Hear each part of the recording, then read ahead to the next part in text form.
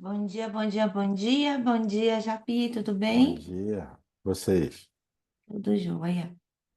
Obrigado, viu, Japi, por mais uma vez por ter aceitado compartilhar com a gente todo o seu conhecimento aí em OCT, OCTA, biomarcadores. Sei que vai ser Nada. feitoso para todo mundo. Prazer para mim. Vocês não enjoam de mim, pô? Graças a Deus, não, né? E nunca. Deixa eu mudar isso Eu aqui. posso, já posso deixar compartilhada a tela, Se você quiser, pode. tá? Eu já deixo pronto aqui, ó.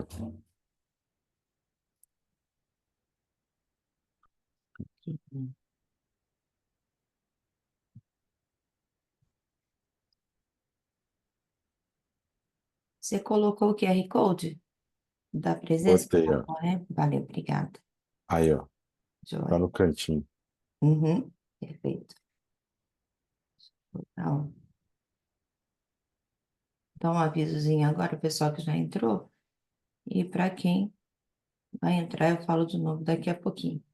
Bom dia, pessoal, de novo. Então, lembrando que quem está pleiteando o certificado de curso de extensão da USP, por favor, registrem sua presença nesse QR Code que está aqui abaixo à esquerda, tá? Que é a presença de hoje. Tá bom, não se esqueçam. E-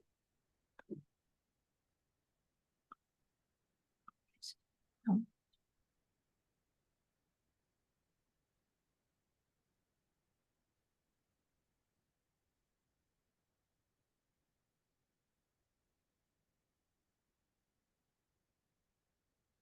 eu vou pedir a gentileza, Yasmin, eu vou pedir para você, por favor, fechar seu áudio, por gentileza, só por alguma eventualidade que ele está aberto.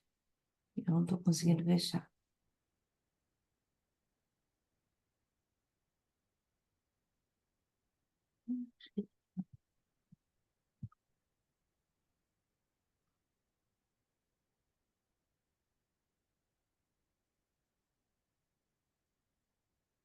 Obrigada.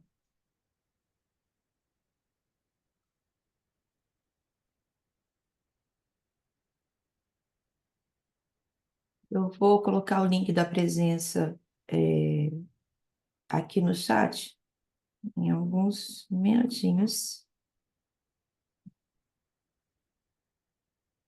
mas eu compartilho aqui no chat, tá?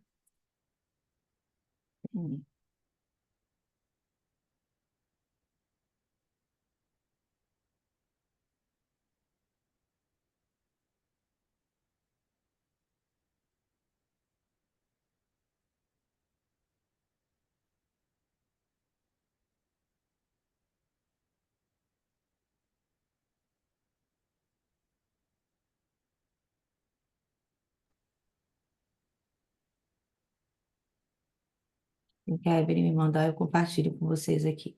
Bom dia, Francine. Bom Bom dia, dia, Hudson. Japiaçu. Como é que estão aí? Fala, Hudson. Bom ver vocês. Prazer. Também Honra senti, toda nossa. senti sua falta na sociedade, Hudson. Não te vi dessa vez. Eu estava ao vivo com a Ucrânia no Congresso, teve um congresso 2 dias seguidos também, estava envolvido lá, né? Mas estava acompanhando também os eventos aí, os slides, as novidades, né? Tá, foi muito bom mesmo. Pena Legal, que eu não pude participar dessa vez. legal demais. E também, né, o Red Nelson tá te dando não, te trazendo mais trabalho, Bom dia, mais Fran. Bom campanha. dia, Japi. Fred Fala, aqui de Belo Fred. Dia, Horizonte. Fred. Oi, Fala, Fred. Fred. Tudo bem? Tudo tranquilo? Beleza? Uma honra aqui sua aula, viu? Muito bom, muito Prazer é obrigado. meu, pô. Te agradeço muito. Papi, vamos dar 2 minutinhos? Tá bom, Então, você dá datários aqui do horário, a gente dá 2 minutinhos e entra, tá? tá bom. Quinta-feira nós acordamos animados aqui para as aulas do Brewster. Então, faça sol, faça chuva, né, Fred? Exatamente. É Muito bom muito esse aí. E já tem muito. Quantos anos já tem? 5. Direto? 5 anos, né? Uhum, 5 anos. É aniversário, né? Data redonda, assim. A gente tem que comemorar, né? Tem que fazer alguma coisa. Verdade. Ano de uso.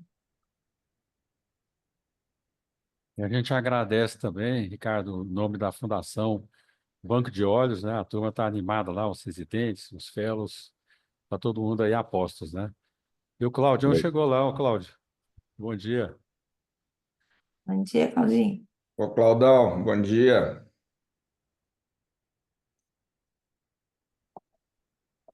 Ei, Japi, bom Fala, dia. mestre. Fala, mestre. Ei, Fran, Bom dia, Beth. meu bem. Bom dia, meninos. Bom dia, Bom Lu. dia. Todo mundo aí, hein, pô. Bom dia, irmão Sérgio. Bom dia, Japi. Bom dia, Franco. Bom Bom dia, dia. Ita. Todo mundo aqui para te ver, Japi. É bom que o roster agora congrega muitos serviços, muita gente boa, né? Então a gente tem não só amigos, mas ampliou o leque aqui também de residentes e fellows assistindo. E Ótimo, bom para todo mundo, né? então. E agora, lembrando, pessoal, que a gente depois no final vocês vão receber por e-mail as perguntas referentes à aula do Dr. Ricardo Japiaçu, tá? Então, por favor, respondam, porque conta para os serviços de vocês como retenção de conhecimento desse assunto, tá bom? Essas aulas são compartilhadas com seus essas perguntas são compartilhadas com seus preceptores, então não deixem de responder. Eu acho que 6h43, Japi, acho que, né, para não te atrasar também, a Tá gente tranquilo.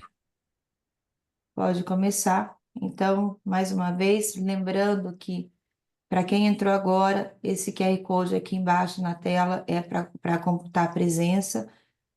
A presença no chat, eu vou colocar o link daqui a pouco. Então, fiquem atentos para que vocês possam responder também pelo chat. E o Dr. Ricardo Japiaçu dispensa apresentação, mas é uma das pessoas que mais conhece, mais ministra bem essa aula sobre tomografia de coerência óptica e seus biomarcadores. Então, a Japi é uma pessoa extremamente querida para a gente, é um amigo do coração, extremamente capaz e tem um conhecimento enorme. Então, Japi, muito, muito obrigada mais uma vez por estar aqui com a gente. E a tela é sua. Obrigada. Eu que agradeço. Vocês, né, estou rodeado de amigos aqui e brinquei até com o Francino quando eu entrei. Como vocês não enjoam da minha aula, então eu fico feliz de ter esses 5 anos aí que vocês têm o Rooster e tudo, né? Todo ano eu dei aula e gosto de falar desse assunto e como vocês continuam gostando que eu fale, eu estou aqui com o prazer e vou tentar relembrar. Tem coisas, lógico, que quem já viu essa aula já viu os slides, mas nunca é demais a gente rever conceitos e fixar conceitos. Eu falo isso para os residentes e para os fellows que tem que bater várias vezes a mesma tecla para poder entrar, nem que seja por osmose. Então, quando você vê várias vezes o assunto, quando você se depara no dia a dia, por isso que a aula é sempre prática, né? São achados do dia a dia para você poder, quando estiver de frente para um exame de um paciente, poder raciocinar e lembrar de certos toques, né? Certos detalhes que a gente fala nessa aula, para poder facilitar o seu diagnóstico e facilitando o diagnóstico, facilita o seu tratamento. Então, eu começo falando, geralmente, de DMRI. Por quê? Porque, para quem não sabe, os biomarcadores em OCT, esse termo de biomarcadores, que é de biological markers, de marcadores biológicos, começou com OCT, começou com DMRI, perdão. E é o que a gente se depara mais em retina, né? A base do diagnóstico em DMRI. Então, eu começo sempre com esse slide que eu acho bonito, esse slide até esse OCT é uma cortesia do Roberto Pinazzo, que deu essa aula na pandemia junto comigo também, porque ele mostra, ele começa a aula e termina a aula, porque isso é um achado, essa elevação irregular do epitélio pigmentado da retina, que é rasa e irregular, que a gente chama de SIRE. O SIRE é sempre, ou quase sempre, assim, 99% dos casos, a presença já de uma membrana neovascular, tipo 1, abaixo do epitélio pigmentado, só que ainda não exudativa, chamava-se quiescente, hoje em dia a gente chama de não exudativa. Então, é, essa aula começa com o ACTB e o OCTA. Lá no final vocês vão entender por que eu estou falando isso. Esse tipo de alteração é um marcador de início de DMRI, mas ainda não com indicação de tratamento. A gente pode questionar várias coisas. Ah, mas o outro olho já evoluiu com degeneração macular exudativa. Se eu deixar isso aí crescer, pode piorar. É melhor você acompanhar muito de perto do que tratar.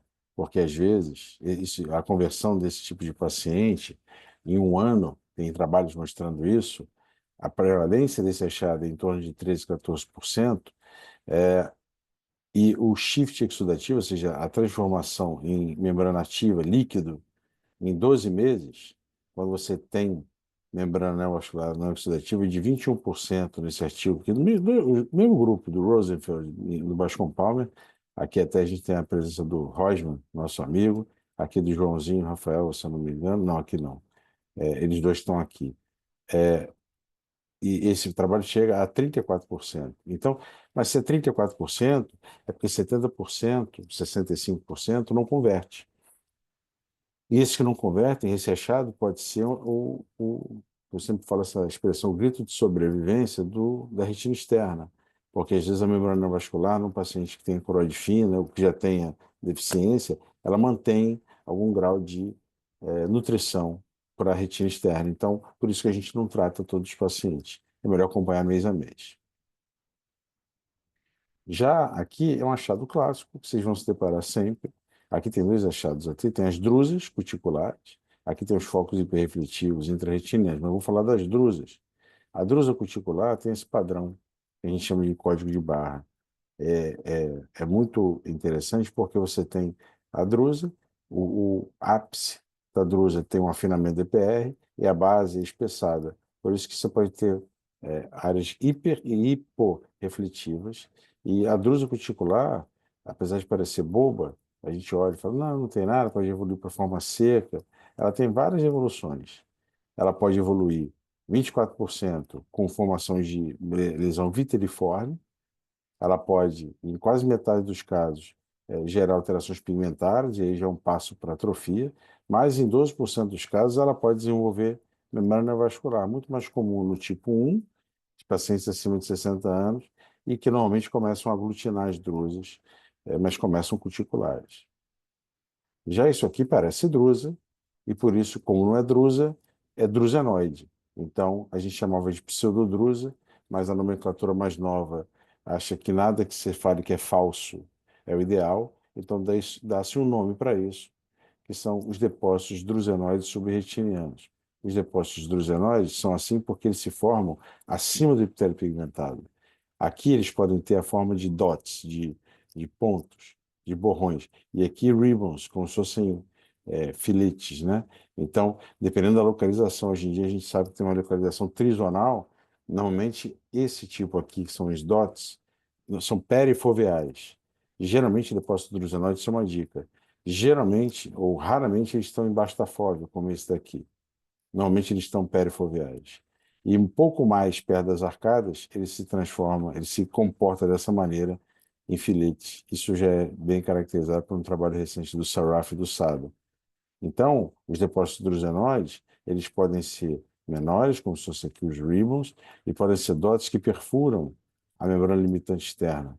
E um achado característico também é o fato de você ter, nesses casos, você pode evoluir de acordo com o tamanho e com a penetração da limitante externa, né, que é o estágio 3, mas os depósitos drusenoides, por si só, eles podem diminuir a sensibilidade da visão. Então, a microperimetria no paciente, mesmo que não tenha membrana, e geralmente os depósitos drusenoides estão relacionados à membrana tipo 3, intrarretiniana, mesmo sem a membrana, você pode ter alteração do campo visual central. Tá? E mais importante também, o depósito drusenoide, ele tem na infrared um aspecto umbilicado, parece um molusco, né, aquele de pele. Ele tem o centrinho mais hipo e o halo hiper, grau, né? A gente vê aqui, ó. Na verdade, na infrared, na autofluor é assim como eu descrevi, né? Autofluor você tem o centro hipoalto e o halo hiperalto. Na infrared você tem o centro hiperrefletivo e o halo hiporrefletivo, caracterizando os depósitos drusionais. Esse aspecto, tá vendo, de como se fossem verrugas, é muito comum nos depósitos drusionoides, tanto na autofluorescência quanto na infrared. Já as drusas moles, que são essas grandes que confluem, geralmente maculares, subfoveais, ao contrário dos depósitos drusionais, vejam, eles quase não têm drusa para os lados aqui, drusa mole, elas se confluem na região subfoveal. As drusas moles já têm caracterização de evolução para a membrana neovascular, diferente das drusas calcificadas, são drusas mais velhas, que geralmente têm esse caráter irregular, de heterogeneidade, com áreas hiper e áreas hiporrefletivas, e, normalmente, eles têm cristais de hidroxiapatita. É a mesma hidroxiapatita dos preenchedores dermatológicos, né? Mas esses aqui não são bonitos, não, porque eles geralmente evoluem para atrofia, como vocês conseguem ver aqui. Esses pacientes evoluem mal.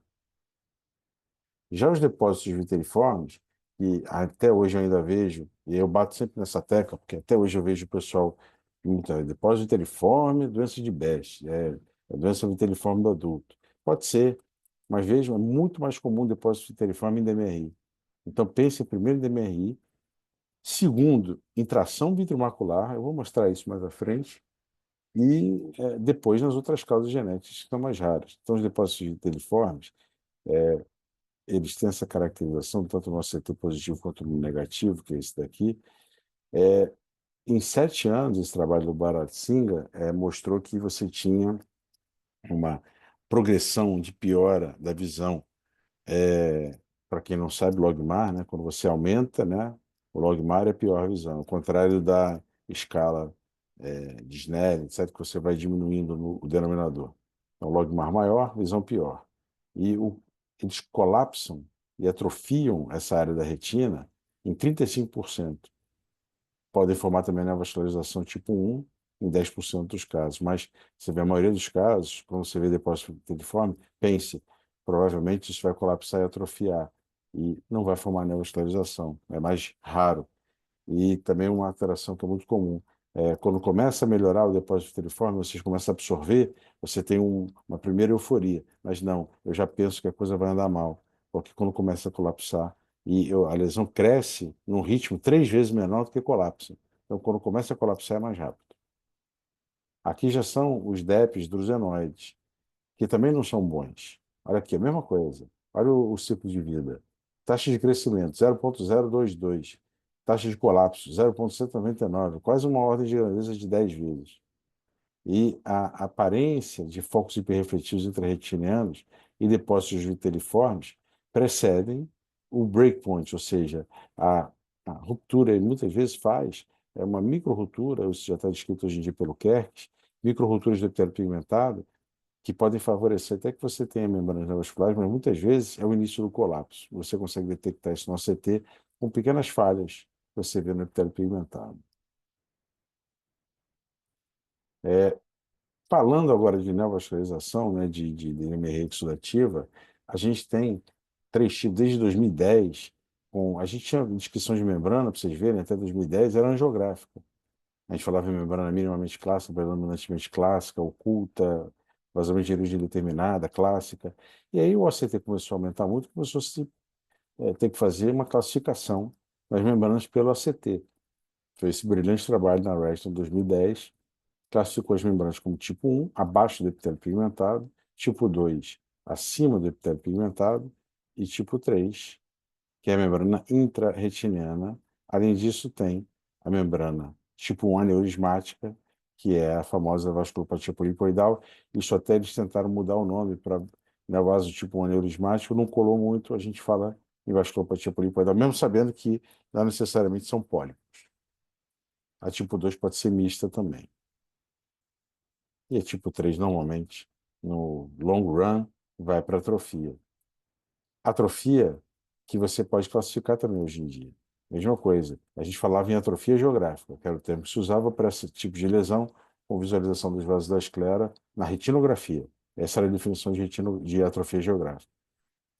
Vieram os exames multimodais, autofluor, geralmente nesses casos mostra uma hipoautofluorescência, que aqui já não tem mais epitélio pigmentado, e também muitas vezes não tem retina externa, mas aqui, ó, em hiperautofluorescência, o epitélio pigmentado ainda está tentando sobreviver, ele está em sofrimento. E isso, a gente, quando vai passar para o OCT, fala em lesões que você pode ter atrofia completa do epitélio pigmentado e da retina externa, ou áreas onde você tenha uma atrofia, muitas vezes, só da retina externa, que é onde você está vendo ali a, a hiperautofluorescência. Então, essa correlação com a autofluorescência é importantíssima. Daí vem a classificação, capitaneada pelo SADA, 2018. A gente fala hoje em dia não em atrofia geográfica. Você pode falar isso para retinografia, mas é muito vago. Atrofia geográfica, você pode ver hoje em dia, se considera que você pode ver em várias doenças, desde as distróficas, EMAP, DMRI. Então a gente fala para DMRI, essa classificação é para DMRI, em atrofia completa do epitélio pigmentário da retina externa, incompleta, ou atrofia só da retina externa, também completa ou incompleta, são essas siglas. Cerrora, Irrora, Ceora e Iora. Só para determinar, Cerrora é quando você tem essa atrofia completa, uma lesão de mais de 250 micrômetros. Aqui já são as lesões da hora, onde você ainda tem epitélio pigmentado, mas já não tem mais aqui visivelmente a retina externa, ela é fragmentada. Esse achado aqui, normalmente, a gente vê em pacientes em tratamento. São parecidos, né? São hiporrefletividades cavitárias e em pacientes com DMRI, tá? E na coroide. Mas não são a mesma coisa. É o conceito de cleft coroidiano e caverna coroidiana. O cleft, normalmente, a gente vê em pacientes tratados. É até uma pista, quando às vezes o paciente ou não sabe que tratou, por ignorância, ou não foi bem avisado, ou, na verdade, às vezes ele quer ouvir sua opinião e ele não quer contar a história prévia. Quando você vê um cleft coroidiano, você pode pagar para ver que esse paciente já tratou. Por quê? A membrana, ela está aqui, ela tem uma caracterização mais hiperrefletiva. Quando ela começa a mostrar espaços na prateleira, né, o cleft é uma fenda, esse é sinal normalmente que você tratou e esse paciente, o fato de fazer o efeito sanfona, de trata, melhora, volta, ele começa a fazer um cleque, ou seja, uma separação das camadas da coroide. E isso aqui normalmente é sinal de que o paciente está em tratamento crônico da degeneração macular. Já a caverna coroidiana é um sinal pior. Tem dois tipos, tem as cavernas tipo 1 e tipo 2, acima da camada de Sattler ou abaixo. As acima, né, você pode ter na corocapilar. Às vezes são fisiológicas, você pode ter pequenas cavernas, mas as abaixo, né, da Sattler para Haller, normalmente são patológicas e ligadas à DMRI. E aí, muitas vezes tem esse líquido acima. Na verdade, é um líquido transudativo, como se fosse uma dome-shaped maculopathy. E aí você vê líquido, mas você não tem uma produção evidente. Então responde mal normalmente ao tratamento com anti-VEGF. E falando nisso, em quem responde mal, eu sempre mostro no final esse trabalho que é brilhante, uma reunião de grandes nomes, que mostrou que você pode misturar tudo. Então, você tem a degeneração macular, pode ter líquido e ela pode ser não neovascular. Ou seja, pô, só tem líquido quando tem membrana neovascular? Não. Você pode ter líquido, como a gente vê aqui nesses cortes, aqui em cima, no topo desse pad. Você pode ter líquido aqui no canto desse pad. Você pode ter, às vezes, cavitações também da retina externa. Aqui está pequeno, mas tem aqui. Que, na verdade, como eu acabei de falar, são áreas que você tem líquido, mas é um líquido transudativo.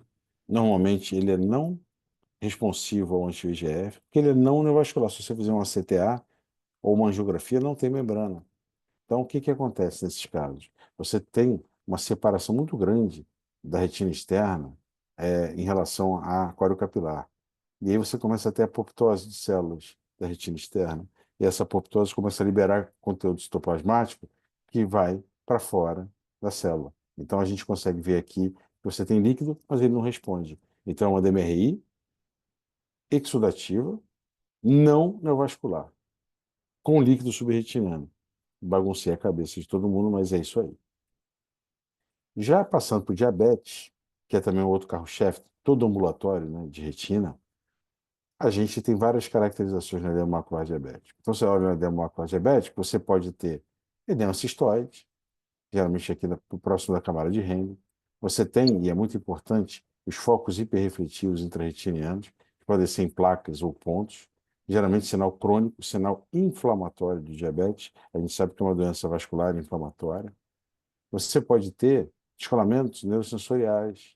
Às vezes o edema é muito grande e ele começa a descolar também a retina sensorial. Isso aqui, muitas vezes, ó, com poucos focos hiperrefletivos, é o sinal até, às vezes, de lesão aguda. Mas você pode ter descolamentos já mais crônicos, isso é ruim. Mas, quando você tem descolamentos associados a vários pontos hiperrefletivos, normalmente isso é um sinal de que você tem um problema mais inflamatório. Por que eu falo isso? Porque você vai escolher muitas vezes entre tratar com antiangiogênico ou, eventualmente, começar ou fazer um switch precoce para corticoide. O edema cistoide aqui novinho, muitas vezes responde bem ao anti-VEGF, mas aqui, ó, quando você já não consegue ver as camadas da retina interna, a gente chama isso de drill, desorganização das camadas internas da retina. Elas começam com uma perda do paralelismo, são camadas normalmente, né, que a gente vê aqui paralelas, elas começam a perder o paralelismo, depois elas começam a se misturar, que é o drill. Aqui é um achado também comum no diabetes, não só no diabetes, em oclusões. A gente até publicou recente um trabalho sobre isso com o pessoal lá da Fundação Tino Ventura.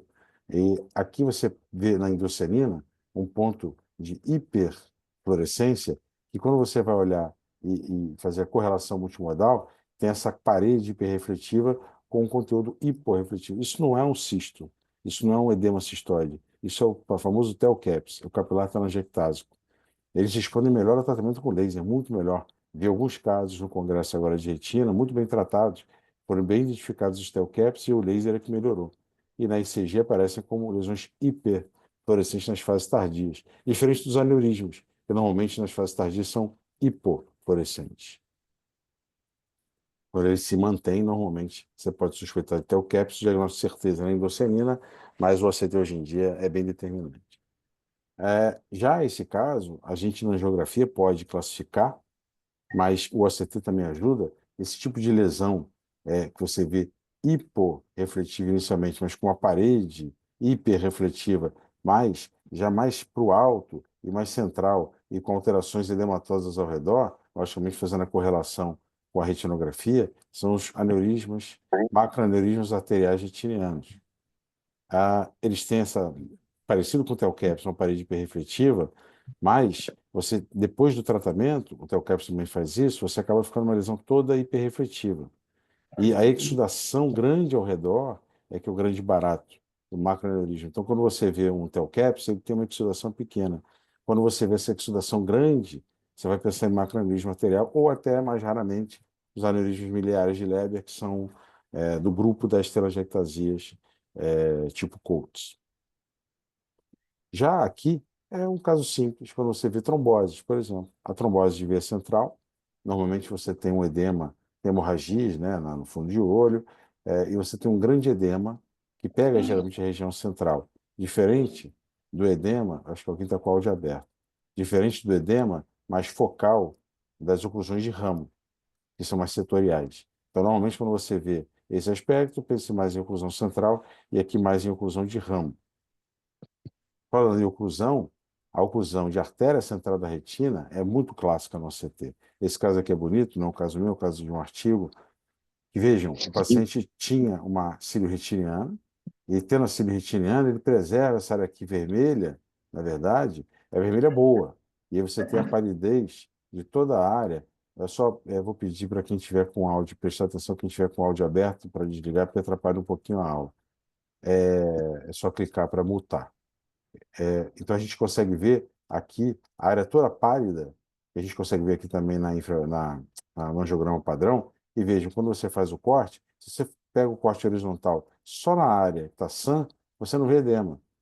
Mas quando você faz o corte vertical, pegando as áreas que têm oclusão, olha como você faz uma grande hiperrefletividade das camadas internas da retina, com oclusão da artéria central, que a artéria central nutre os 2/3 mais internos da retina, e depois disso, quando você atrofia, né, você acaba a oclusão e você acaba depois uma isquemia prolongada, você atrofia as camadas internas. Então, quando você vê um paciente e não sabe a história dele, já tem uma visão muito baixa, ele não sabe o que teve, você olha essas áreas de atrofia intensa da retina interna, pense que esse paciente já pode ter tido uma oclusão arterial.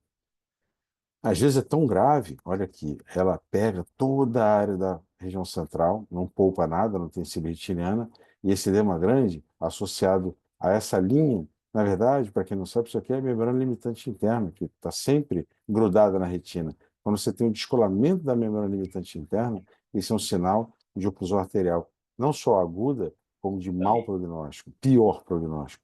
E vejam como termina, uma atrofia intensa da retina interna. Aqui já é um outro caso de uma doença que a gente fala hoje em dia que ela não é uma doença vascular, é uma doença neurovascular. Quando você vê casos como esse, que você tem uma microfalha, ou a gente chama de microburaco macular externo, que é das camadas externas da retina, e você pode ter cavitações também da retina interna, e migração de pigmento, geralmente temporal à fóvea, que a gente vê aqui, ó, migração de pigmento hiperrefletivo, a gente está falando de Mactel. Mactel, além disso, tem os focos. Vou pedir de novo para quem tiver com o áudio aberto para fechar o áudio. Eu não consigo dizer quem é aqui, mas vocês me ajudem aí a pedir para fechar. Já pedi desculpa que eu estou tentando fechar aqui, mas eu não estou Tá, conseguindo. tranquilo. Eu tô avisando também que às vezes a pessoa está desavisada. Eu Eu não vou consigo falar. aqui porque eu não estou host. Eu vou falar aqui, ó, Leonardo Machado, Gabriela Carvalho e Yasmin Janazan, por favor, fechem seus áudios. Obrigada. Já mandei no chat, mas eles não tinham visto. E aí, então, a telangiectasia macular, normalmente essa é mais comum, é tipo 2. Você tem os focos hiperrefletivos intrarretinianos, por conta de micrólia e migração de pigmento também.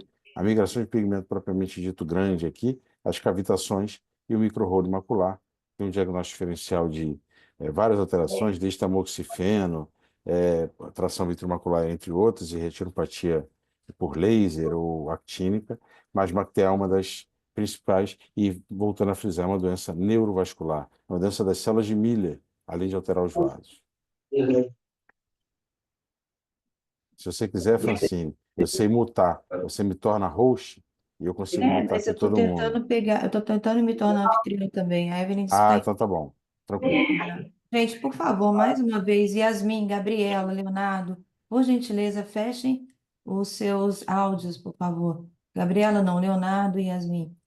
Obrigada.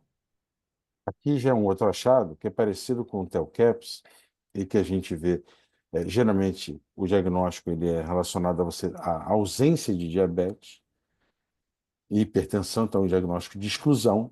A gente vai evoluindo, né? Ele pode, na verdade, ter várias nuances, ele pode ser mais na retina interna, mas ele já mudou o nome hoje em dia, quando tem lesões, por exemplo, da retina externa, desse tipo de alteração microvascular, que a gente chama de PVAC. O PVAC, na verdade, ele Você pode mudou ficar o dia e todo ele... sem óculos, tá? Mas eu não tô E, usando óculos. Não, não. Esse que eu vou te passar. Ah, tá. Você é pode o usar meu ele para ver erro. uma televisão, de longe. Ah, tá. Para Então é o perto, seguinte, você o pode fazer PVAC, tudo sem. ele normalmente, ele tem, a gente chamava PVAC, né? Botava o E aqui. Mas isso mudou porque hoje em dia a gente sabe a descrição que tem o PVAC e tem o PVAC exudativo. Então a gente pode falar em alteração microvascular perifoveal com ou sem exudação. Por exemplo, aqui, ó, se tivesse só isso, sem o edema, é o PVAC. Quando tem o edema, é o EPIVAC. Isso mudou. E quando você tem esse tipo de lesão mais na retina externa, normalmente, isso hoje em dia a gente chama de drama, que é outra, são alterações microvasculares da deep retina, né? Então você vê que mudam os nomes, mas os conceitos são iguais. São lesões hiperrefletivas intrarretinianas, geralmente tem edema macular, mas são únicas, são lesões pequenas ou muitas vezes pouco agrupadas, e o Iannuzzi sempre fala, isso é uma membrana tipo 3 que na verdade não se formou completa e não formou neovascularização. Já aqui é uma outra lesão que é muito bonita para quem nunca viu e nunca pegou no ACT no dia a dia, que é muito interessante. Você vê essas lesões hiperrefletivas fragmentadas, ou seja, são entremeadas por lesões hiporrefletivas, por conta do aspecto que a gente vê aqui, ó. Quando você vê o fundo de olho, hemorragias em forma de roseta, são as hemorragias na camada de fibras de Henle. Em roseta, porque a camada de fibras de Henle ela é radial. Então, quando você vê radialmente, igual a edema cistoide, só que aqui são hemorragias. E por que isso é muito legal? Esse achado com o aspecto petalógico, lesões hiperrefletivas que a gente vê no OCT, hemorragia na camada de Henle, você tem que investigar oclusões vasculares, oclusões não só retinianas, como muitas vezes tem relação com alterações cerebrais, síndrome de Terson, por exemplo, e outros tipos de hemorragias subaracnoideias podem ter relação e fazer, por aumento de pressão, hemorragias na camada de fibra de Henle. Então, é um achado que você ajuda ao oftalmologista e ajuda ao neurologista. Aqui é um clássico, né? Hoje em dia, todo mundo já conhece bem isso. Quando você tem oclusões parciais, não de artéria central, nem de coro capilar total, mas você faz alterações dos plexos intermediários ou profundos. Então, você pode ter a PAN, que é maculopatia média aguda paracentral, e você tem na infrared esse aspecto de hiporrefletividade. Mas o clássico é você ver aqui, ó, no OCTB, essa linha, essa banda hiperrefletiva, geralmente na camada nuclear interna. Você pode ter no OCT, aqui no plexo, por exemplo, mais profundo, essas áreas de hipofluxo que correspondem à PAN. Já quando ela é mais na retina externa, na nuclear externa, também pode ser visto aqui no infrared como uma hiporrefletividade, a gente vê bem o déficit de fluxo no plexo profundo, é a AMN, que a gente caracterizou muito bem aqui na época, principalmente de pandemia, é endêmico aqui no Brasil, mas na epidemia de dengue, que a gente viu, principalmente ano passado, a gente viu vários casos de lesões de AMN, neuropatia macular aguda, por dengue. Talvez a maior causa hoje em dia aqui no Brasil. É uma isquemia e plexo profundo. Já falando de tração vitromacular, esse trabalho chefiado pelo Jay Duker mudou, porque a gente falava, incrivelmente, em classificação de buraco macular, a gente falava há muito tempo em classificação de Guess. Guess brilhantemente descreveu isso lá nos idos de 60, 70, e até hoje a gente fala disso, mas a classificação hoje em dia é tomográfica. Então a gente vai falar em adesão vitromacular, tração vitromacular ou buraco macular de espessura total. E dentro dessa classificação, esse trabalho faz uma correlação. Olha a classificação de Guess, olha a classificação atual de tração vitromacular. Na verdade, o estágio zero de Guess é quando você tem adesão vitromacular. E a adesão vitromacular, você simplesmente tem um encostamento do vítreo posterior, né, da hialoide, em cima da retina, mas sem distorcer o pit foveal. Já quando você tem um buraco macular impende, né, incipiente, você tem a tração vitromacular. Muitas vezes é quando você começa a puxar a a área foveal, mas sem abrir nenhum buraco. Os buracos pequenos, Guess é classificado como estágio 2, são os pequenos ou médios de 250 a 400 micra. Os grandes, mais de 400 micra, a gente sabe que hoje em dia tem uma classificação de XX, extra grande, XXX, etc e tal, do estudo Close, um dos capitaneado pelo nosso grande amigo Flávio Rezende. E os buracos maculares de espessura total, já com o descolamento posterior do vítreo. E são os buracos grandes, já sem tração nenhuma vitromacular. Quando vai falar de membrana epirretiniana, tem que sempre citar também, esse é o grande trabalho do André Govetto, que classificou as membranas. A gente não tinha classificação, a gente falava membrana assim, membrana assado, maior ou menor. Essa classificação é super importante para quem está começando. Tem 4 estágios, 1, 2, 3 e 4. No ambulatório de retina, se você parar para analisar o OCT direitinho, você vai ver sempre as membranas epirretinianas, vai conseguir classificar. E por que é importante classificar? Para prognóstico cirúrgico. Aqui a membrana tipo 1, ela não altera o pit foveal. Já a membrana tipo 2, você começa a ter essa invaginação da camada nuclear externa. Daqui a membrana. Tipo 3, você já tem, a gente chama, né, das camadas internas ectópicas. Porque normalmente, na fóvea, você não tem as camadas internas, elas não passam de um lado para o outro, elas têm esse afinamento. Quando elas se encontram, é a presença das camadas ectópicas. E quando você já tem, além das camadas ectópicas, uma desorganização nas camadas internas da retina, um drill é o estágio 4. Por que eu falei isso? Porque o ideal, sim, é pegar nesse estágio 1 e 2. Quando você já tem a desorganização, você opera e muitas vezes o paciente não volta a ter a fóvea, o pit foveal. E aí ele reclama de visão eternamente. Ele não consegue recuperar a visão toda, até melhora, mas o estágio ideal para operar é o estágio 2, estágio 1 e 2. As linhas hiperrefletivas intrarretinianas, que são achados um pouco mais recentes do que esses que a gente falou, a gente sempre via no ACT e às vezes eu não sabia dizer o que era. E esse trabalho é importante porque ele mostra as causas. Então, vejam, a linha hiperrefletiva pode ser vindo da retina externa, ela pode ser a espessura total, ou ela pode vir mais da parte da retina interna. E isso vai depender da causa. Você pode fazer isso por conta de hemorragia de miopia, por microrrolho macular, até fundo suave maculato pode dar isso. Mas os principais fatores que causam linhas hiperrefletivas são atração vitromacular, um buraco que abriu e fechou, um buraco que foi só tracionado, não chegou a abrir, depois ficou uma cicatriz, que é essa linha hiperrefletiva, ou a distrofia viteriforme do adulto, que você faz o colapso, você tem a lesão grande, faz o colapso e depois deixa um rastro, que é a linha hiperrefletiva. Então, pensar em lesões viteriformes e tração vitromacular. Geralmente as linhas hiperrefletivas vão estar associadas a isso. Normalmente, quando elas vão até a superfície interna, é por tração vitromacular. Já isso aqui também eu acho super interessante. Muita gente confunde e ainda trata isso como se fosse um edema cistoide. Primeiro que não está nem na área de edema cistoide, está na camada nuclear interna. E você vê esse aspecto de vários pequenos cistos até verticalizados, a gente tem que pensar em glaucoma avançado. É maculopatia retrógrada. Você vai tratar esse edema e ele não vai melhorar.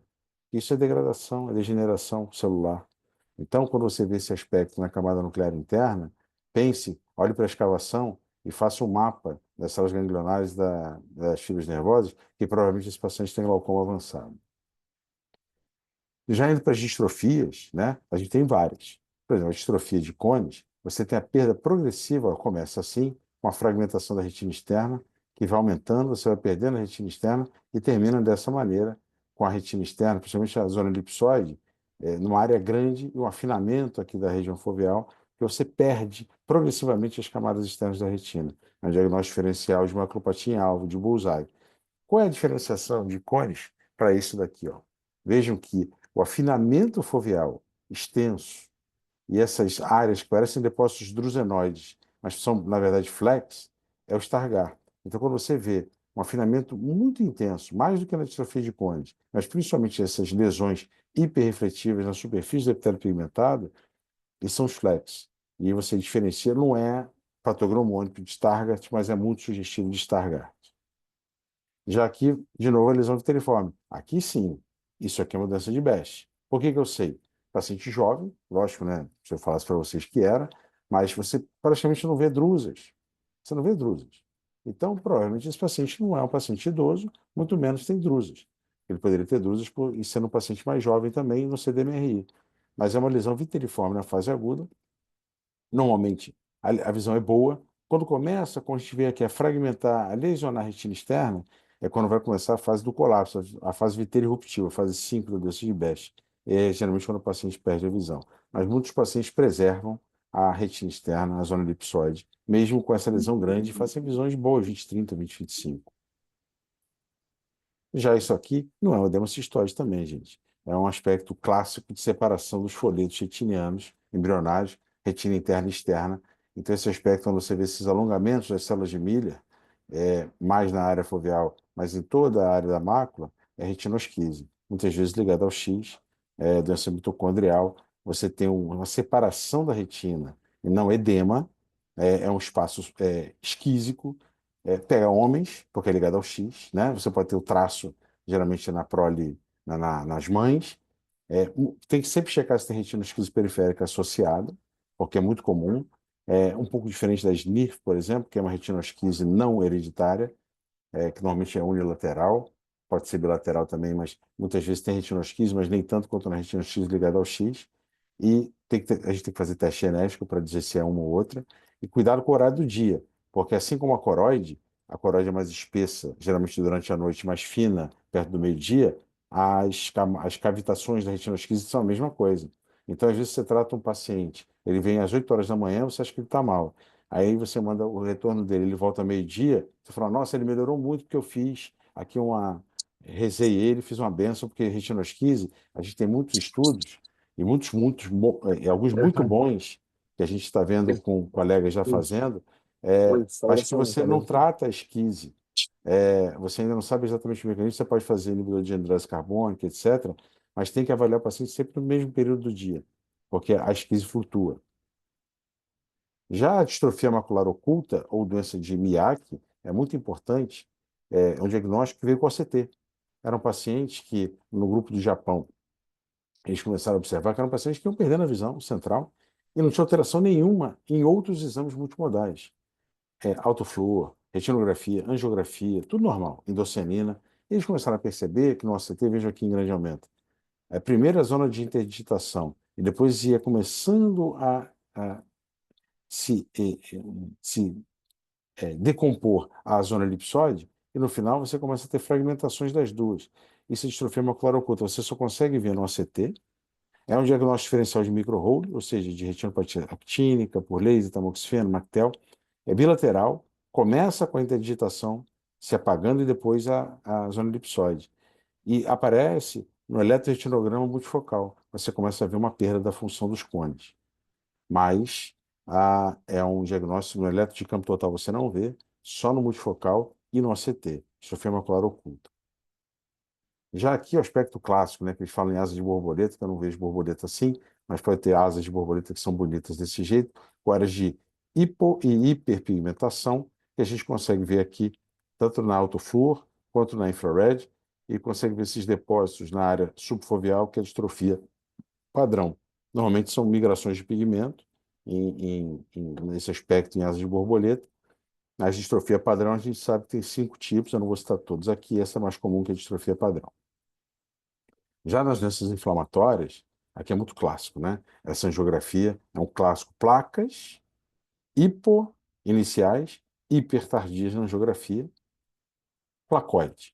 Placoide, a gente pode ter se achado, se foi descrito por mim e outros colegas, a Carolina Hilgert, publicou esse caso na Retinal Case, e a gente teve um descolamento bacilar, que não é comumente visto em áreas de placoide, mas na placoide, quais são as lesões clássicas?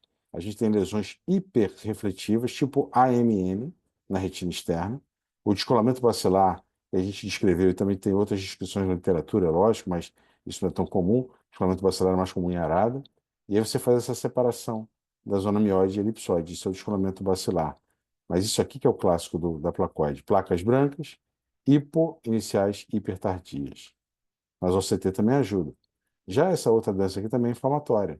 A gente vê uma lesão hiperrefletiva acima do epitélio pigmentado, então você pode caracterizar que é uma membrana tipo 2, cresce acima. Quando você faz, principalmente aqui, ó, essas membranas tipo 2, qual é o grande achado delas? Você vê no ACTA a lesão se iniciando no slab de retina externa.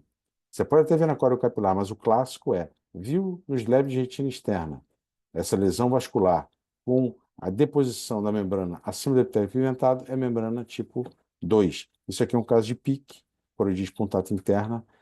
Muitas vezes fazem o sinal da esponja. O sinal da esponja é a coroide. Se você olha a coroide aqui embaixo da lesão, quando você trata, ela dá uma afinada. Quando ela começa a reativar, às vezes antes de exudar, a coroide volta a espessar. Então tem que ter olho na coroide.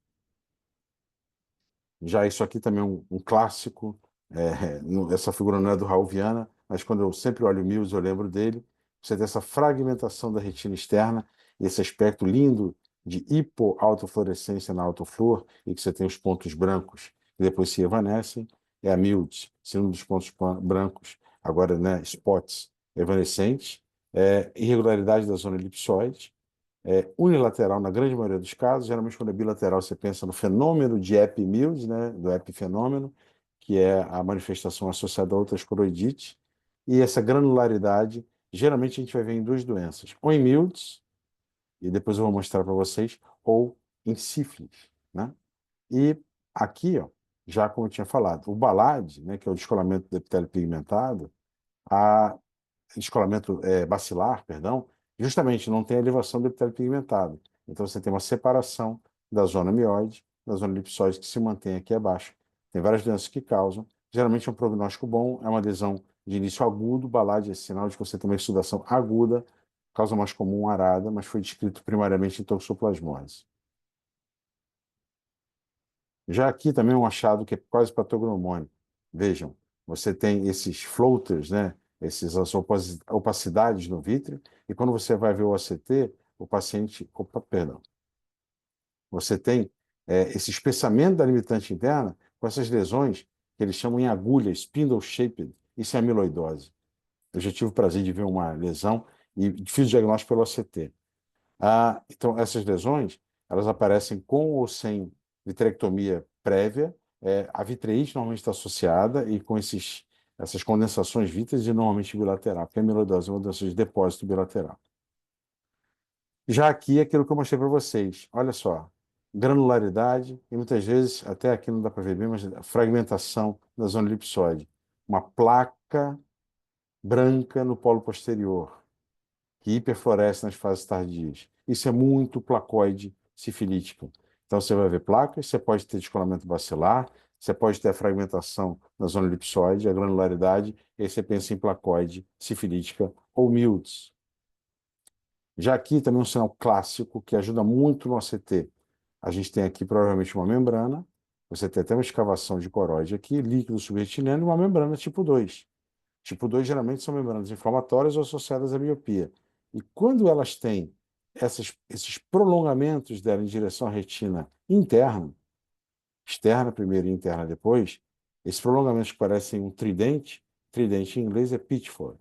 E o sinal do pitchfork é quase patognomônico de membrana inflamatória. Então você olhou, tem uma membrana tipo 2 com prolongamentos tipo pitchfork, vai pesquisar porque tem causa inflamatória barra infecciosa aí. Tá? São lesões hiperrefletivas na superfície da membrana, também pode ser vista em patologias até tumorais, até osteoma de coroide. Já falando de serosa, que é muito comum, serosa é muito clássico, você tem que sempre questionar algumas coisas. O uso de corticoide aumenta em 14 vezes no último, é, é, no último artigo de compilação de serosa no Survey.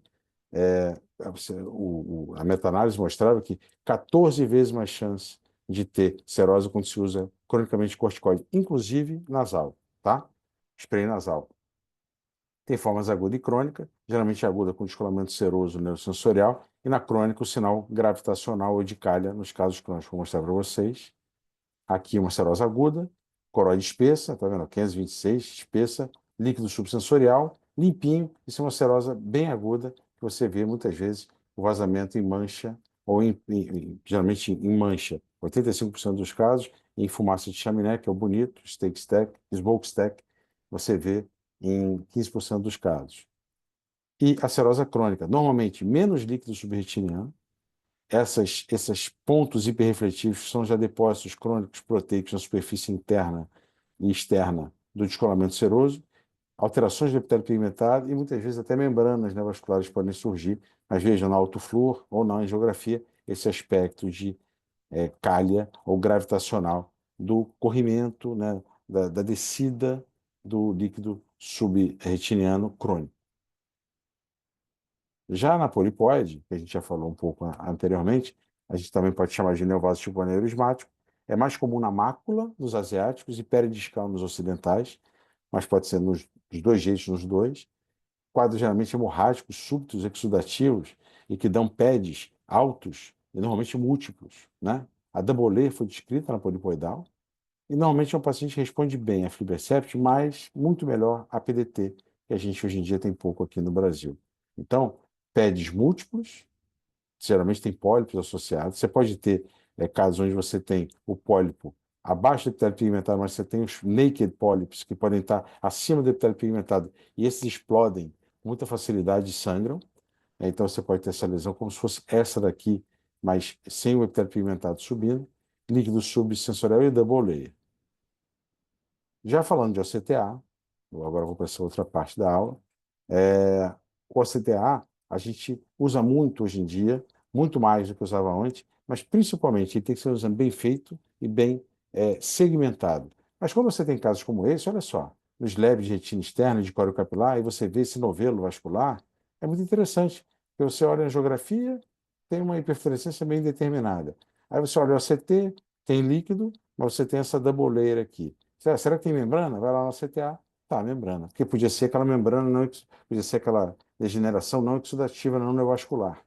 Então você podia ter líquido e não ter lesão neovascular. Mas aqui é um clássico, membrana neovascular você vê muito bem no CTA e geralmente nos LEBs de retina externa ou de córeo capilar, dependendo do tipo de membrana. Tipo 1 normalmente você vê na córeo capilar.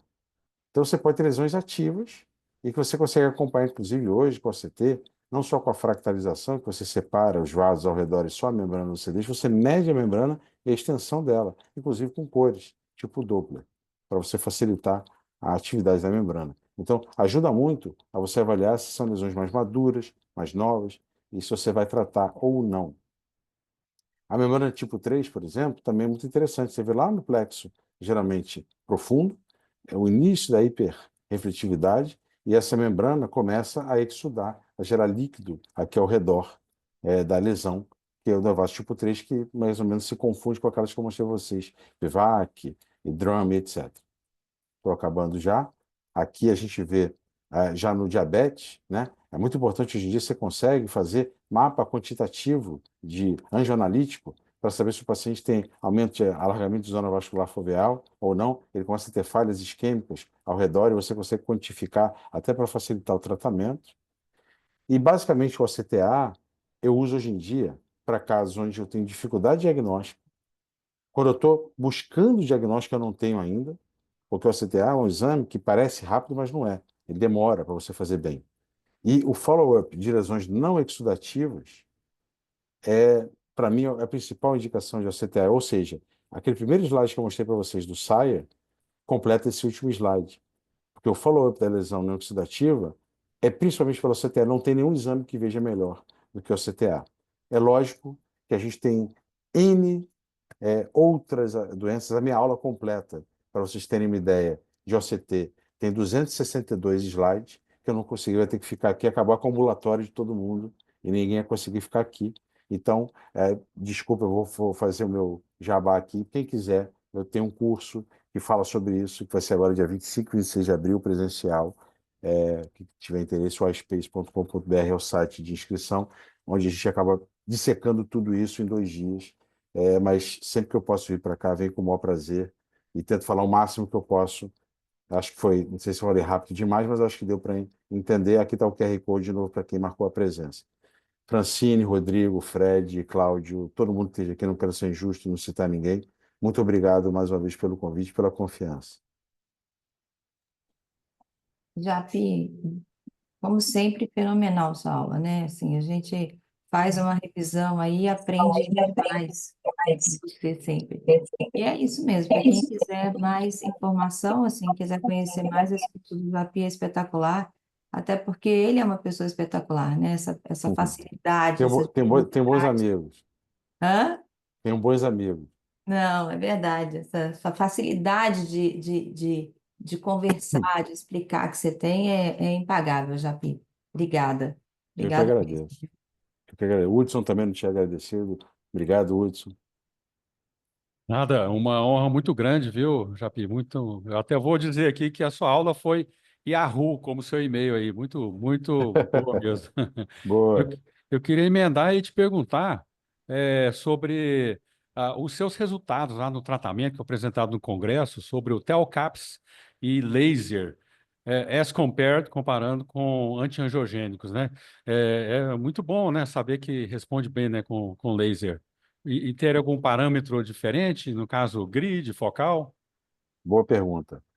Eu vi pelo menos 2 ou 3 casos lá no Congresso apresentados, de casos nas sessões clínicas, que foram tentaram tratar com antiangiogênico, pouca resposta, e quando foi fazer o laser tem que ser como o craque, o Cardíaco ensina. Não é um laser comum, não é um laser focal, não é um laser convencional de queimação, é um laser, geralmente a gente faz tipo endpoint. Você baixa um pouquinho a potência, você também não faz como micropulsado, que você quer marca, mas você quer uma marca leve, um barely visible, mas que oclua o teu caps. Então você tenta geralmente um parâmetro tipo endpoint, diminuindo um pouquinho a potência e fazendo logicamente pulso rápido, e você consegue ocluir.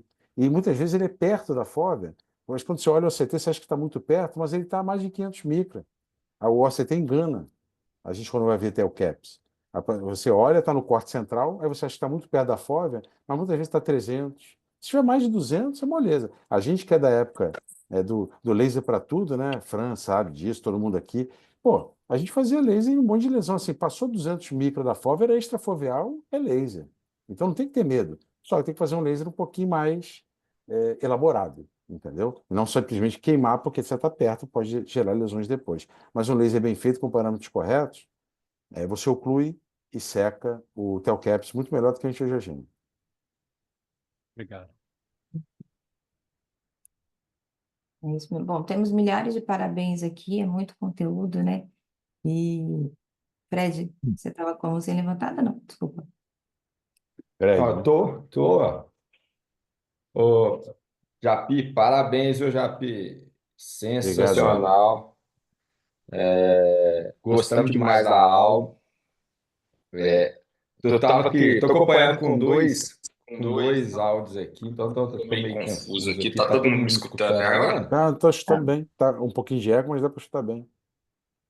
Eu tô aqui, tá. Agora saiu, agora tá bom. Ótimo. Não, sensacional, agradeço demais. E eu queria te perguntar o seguinte: para o diagnóstico de TELCAP, a angiografia, quando assina verde, é essencial ou não? É, é mais ou menos como polipoidal. Vamos lá. Se caísse na prova dos fellows, ou na prova do CBO, ou na prova da sociedade, qual o diagnóstico de certeza de TELCAPS? Qual o diagnóstico de certeza de polipoidal? Endossenina. Porque o TELCAPS se diferencia por conta da hiperfluorescência tardia. E que no OCT, aquela lesão com parede hiperrefletiva pode ser outras coisas. Assim como polipoidal, a gente só faz o diagnóstico de certeza com endossenina. Mas, hoje em dia, se você pega um OCT, paciente diabético, ou com oclusão, com aquela lesão, parede hiperrefletiva, centro hiporrefletivo, é teu CAPS, entendeu? Exato. Mas a Igual a gente acaba gente, não fazendo endossenina só para isso. Mas igual a se cair gente em tem. prova, não. Se cair em é, prova, o diagnóstico de certeza é endossenina. Igual a gente também tem critérios de OCT, critérios não endoscianina para diagnóstico de polipoidal, a Isso aí. gente também pode ter para o TELCAPS, não necessariamente precisando da endoscianina verde, né? É isso aí. Que é difícil, o corante não é fácil de achar, às vezes encarece o exame. A gente faz muitas vezes até para completar o diagnóstico e tudo, mas não é um exame essencial. É um exame ótimo para certas coisas. Eu gosto de pedir quando realmente tenho dúvida, diagnóstico, principalmente de patologia coroidiana, inflamatória, então ajuda pra caramba, mas não passo para todos os pacientes. Excelente, Japi. Muito obrigado. Sensacional a aula. Obrigado, amigo. Aldão entrou aqui. Já, Pi, você falou que você usa mais para segmento das membranas dos complexos vasculares, né? Você É, terá, isso. o CTA. Eu tenho gostado muito de usar o CTA para retinopatia diabética também, com a montagem. Então, é um tipo de uso, a gente viu também no Congresso, muita gente mostrando. O problema do diabetes é que você tem que não só analisar o CTA, a gente vai precisar, na minha opinião, tá? Para poder começar a usar mais e realmente ser válido, a gente tem que começar a investir mesmo em ferramentas de inteligência artificial. Porque avaliar, e por fluxo aqui, por fluxo ali, e juntar para ver se está aumentando, se está diminuindo, tem que ter algoritmo. Aí, Não, com algoritmos bem estabelecidos, putz, aí eu acho que é difícil dizer que a gente vai acabar com a geografia fluorescênica, né? Mas para avaliar diabetes, quando tiver o CTA de Whitefield e com algoritmo de inteligência artificial, não tem para ninguém. A gente só vai usar para ver vazamento de proliferativa na é, geografia, entendeu? eu às vezes faço em paciente, às vezes não, muitas das vezes eu faço com a montagem, né? Então a gente pega Aham, para ampliar a montagem.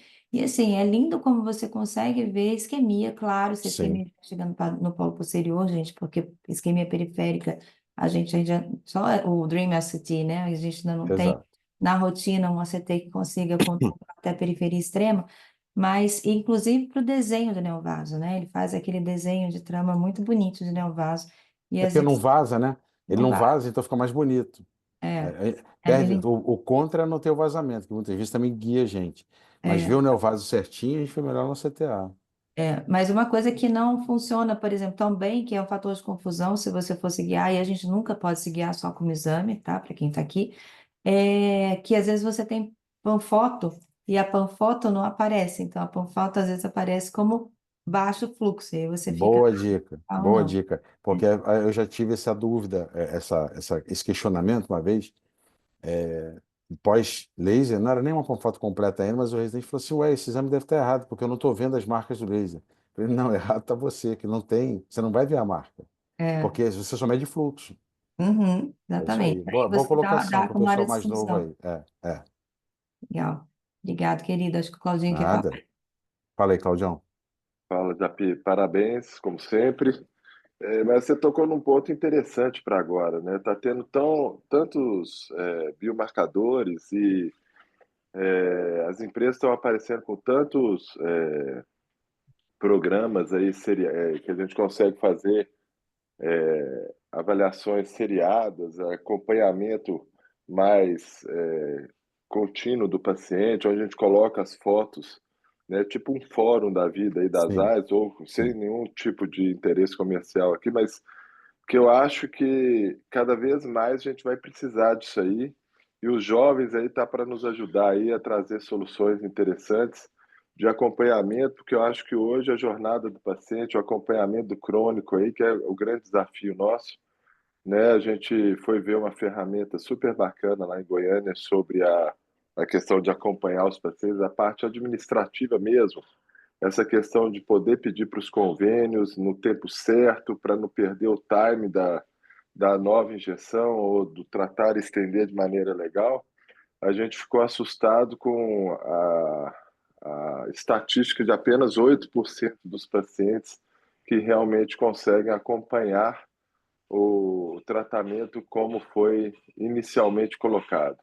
Então, a gente tem um trabalho aí não só de detectar, de fazer o diagnóstico certo, também de um acompanhamento desses crônicos, que a maioria das doenças que você falou aqui são doenças crônicas, e a gente tem que estar sempre perto do paciente. O time de fazer o tratamento, pelo jeito, é o grande segredo do sucesso visual final.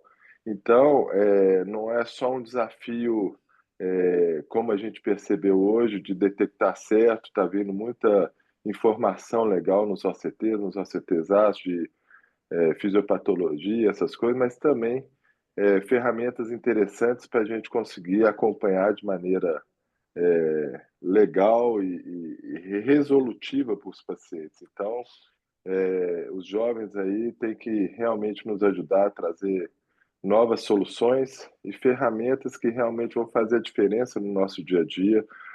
Já tem coisa, né, um sistema para laudar, já tem sistema para detectar esses biomarcadores, já tem sistema de acompanhamento, uma coisa mais administrativa, mas também muito legal, que no final das contas dá o que a gente quer, uma melhor visão do paciente, sem contar com mais injeções, mas não é essa questão financeira só.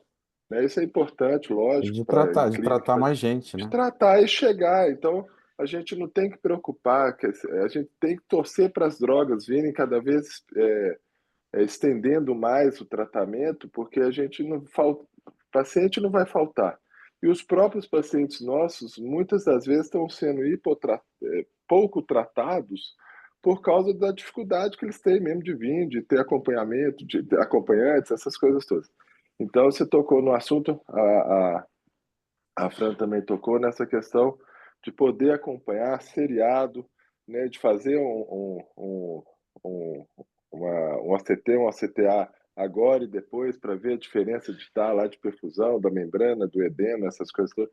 Então, muito legal, mas a sua aula realmente a gente aprende sempre. E eu sou Bom. daqueles que tem que ter, como você colocou no começo da aula, 100 mil vezes para aprender o trem, né? A gente já com o cabelo branco já vai com dificuldade para guardar os treinos. Então, assistir Japi, Fran, esse pessoal todo aí, Você sabe, várias vezes é o muito bom. cabelo branco, eu já cheguei a essa conclusão. O cabelo branco é tipo uma barreira, assim, um espessamento epitelio-pigmentado, entendeu? Aí dificulta É, penetrar. Aí por é isso uma que tá vendo, ó, fibrose, eu não tenho nada, aí entra fácil, entendeu? é mais fácil. O meu é tipo uma fibrose que já formou e é difícil. A cicatriz não trata Vamos ter que mais. raspar o cabelo, então, para ficar igual o seu. Boa, tem que raspar. Máquina zero, assim. Mas Perfeito. parabéns, um abraço para todos aí, bom final de Valeu, semana a Claudião. todos. Abraço. Repete para a gente a data do seu curso, Japio, e E agora, 25 e 26 de abril, sexta e sábado em São Paulo. Estarei aí. E Claudião, eu sei que já vai estar. E Claudião até eu te falei, é testemunha é uma imersão, assim, é, que os caras sugam meu cérebro, mas é bom, porque eu falo 2 dias inteiros, então aí dá para esgotar os assuntos, né, com calma.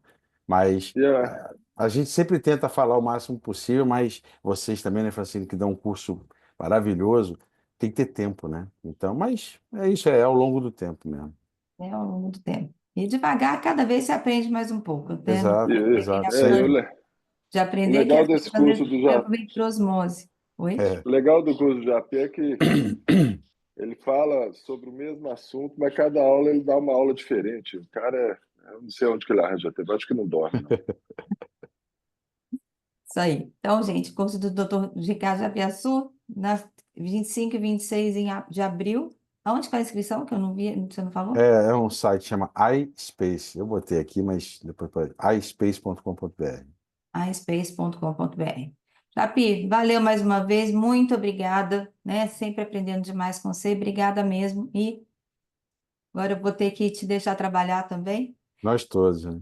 Bom dia, Beijo boa para todo semana. mundo. Obrigado aí, obrigado pela presença e obrigado pelo apoio de vocês. Beijo. Obrigadão, querido. Beijão. Obrigado, Evelyn. Obrigado, Evelyn, também, não agradecer. A Obrigada, Evelyn tá ali gente. bonita. É, vi ali, tá bonitinha na inteligência artificial. Você Beijo. viu? Eu tô sempre arrumada a esse horário da manhã, linda, maravilhosa. Maravilhosa. Beijo, Evelyn. Sempre, Tchau, beijo. beijo. Tchau. Tchau, Hudson. Tchau, gente.